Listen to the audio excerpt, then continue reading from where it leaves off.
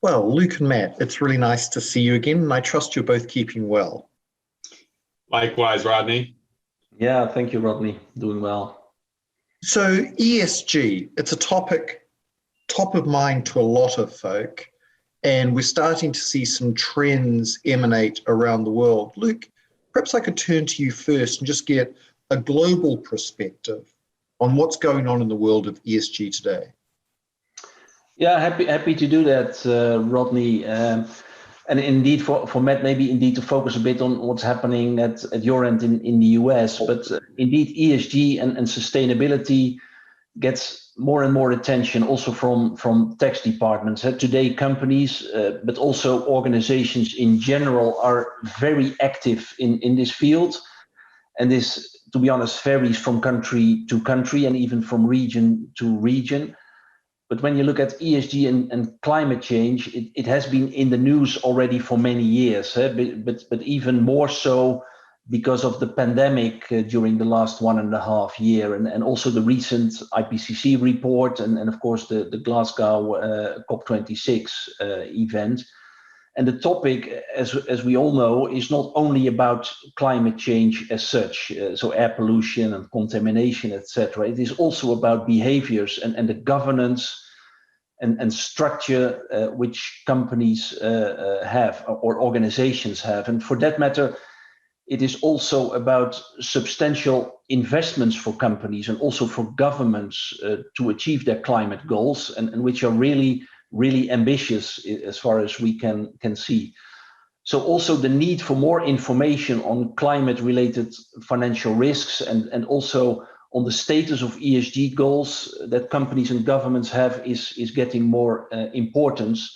And investors and citizens to some extent at large want to understand what is happening in that field. And even, let's say, quite recently, for instance, Dutch pension funds decided to divest fossil energy companies. So there is a lot going on in that field. Of course, people listening to us will understand what ESG is about, environmental, social, and governance. And it's about a wide range of scoring activities, as we would call it. And I'm sure Matt will talk about that in a moment as well. And also non-financial performance indicators to assess sustainability. And that's getting more and more traction at our clients. And maybe in terms of, let's say, ESG for KPMG, as you know, early October, KPMG launched an update of our ESG strategy with substantial investment behind this. And this is for our own organization, but obviously also for stakeholders and obviously also for our clients. And in fact, everyone is on this journey, as we know. And our strategy focuses on 3 pillars: transformation. So basically, companies will be going through a transformation in terms of, for instance, their carbon footprint, and they will maybe as a consequence also look into their supply chain. And of course, it is about the regulatory implications of ESG. So green taxes, grants and incentives, the EU Green Deal is a very important development, also impacting US multinationals for that matter. Active in Europe. So it will be a big challenge for society at large in my view. And how do companies deal with taxation? The responsible tax agenda is part of this whole conversation as well. And then indeed the fair taxation and minimum tax development that is happening currently with Pillar 1 and Pillar 2. It's maybe too technical for this conversation, but clearly is an ESG aspect as well. And so there is a lot going on in this field. And maybe as a final comment, because we are from basically tax and legal, there is also a lot of, let's say, development in the area of legal, where we see clients asking for support on legal issues and ESG, for instance, in terms of labor law, pay equity, equality of payment, competition law, litigation, M&A, and ESG, which is also getting more focus. So a lot of developments, Rodney. Gosh, a lot of developments, Luke, and a lot of tangible things actually happening on the global scene. Indeed. So, Matt, we interview heads of tax around the world on a very frequent basis. And in our last survey of US heads of tax, so US chief tax officers, ESG has shot up from really being off the radar to being top of radar. Tell me a little bit more about that from your perspective. Yeah, I think we're really seeing that as a response to sort of this global movement that Luke has touched on, right? Increasing calls for tax transparency from multinationals, including US-based multinationals. And the pressure that companies are facing today is coming from a broader set of stakeholders than we've seen in the past.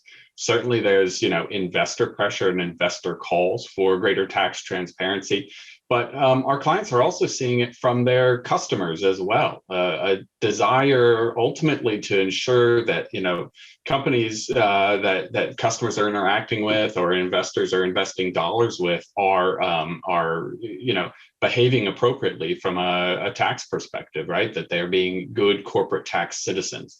And certainly we've seen a lot of headlines around this topic as well, right? A focus on companies that are not paying large amounts of corporate income tax, et cetera.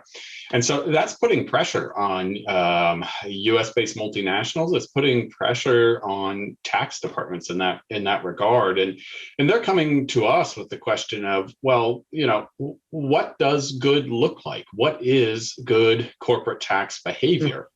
This is a complicated area, goes far beyond just the corporate income tax, right?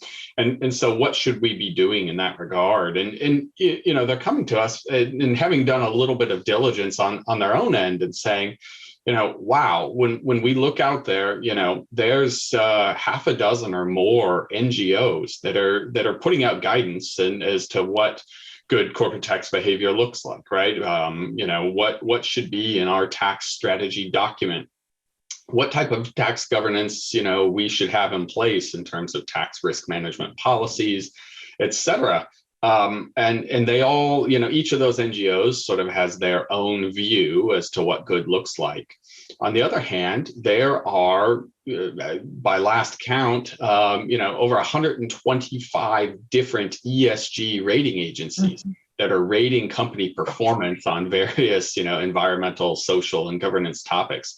Today, there's something around half a dozen of those that incorporate tax criteria into their rating methodology. And again, each of those are looking at slightly different issues in order to rate performance. With the rating agencies, of course, they each have their own algorithm in terms of how they weight tax criteria and tax matters in judging company performance. And so clients are coming to us in the absence of large government regulation and guidance in this space in the U.S. to say, wow, that's a lot of standards out there. How do we know what to align our performance with? How do we know, help us see around the corner what might we be required to do in the future? And certainly in that regard, top of mind is the EU approving public country by country reporting, expected to be online in a few years. And so a lot of questions around, well, number one, what am I going to have to do to comply with those future regulatory requirements? But short of that, or prior to that, what might I want to do today, again, to either align to these standards, approve or improve my rating agency score, or, what is just good common sense governance that we should be considering as an organization? And so those are the questions we're seeing. We're working with clients, weekly to answer those questions, evaluate benchmark performance against the various rating agencies and standard setters that are out there, benchmark performance against peers, right? Industry peers, understanding what is your competition doing in this space, and how might you bring yourself in alignment to that? So that's really interesting, Matt. So because it has to be almost overwhelming for heads of tax, just given the stakeholder pressure and the multiple rating agencies. But that point about thinking about a deliberate way of going about benchmarking yourself against your peers or against what the most relevant rating agency might ask, seems like a really good step. And you're starting to see more and more folk go down that path as a first step towards implementing change these days. It really is the right starting point, Rodney. Again, in the absence of requirements in this space, making a decision about what you might choose to voluntarily make public with respect to your tax strategy or tax governance, or even where you earn revenue and make tax payments. Most multinationals, want to make that decision in context.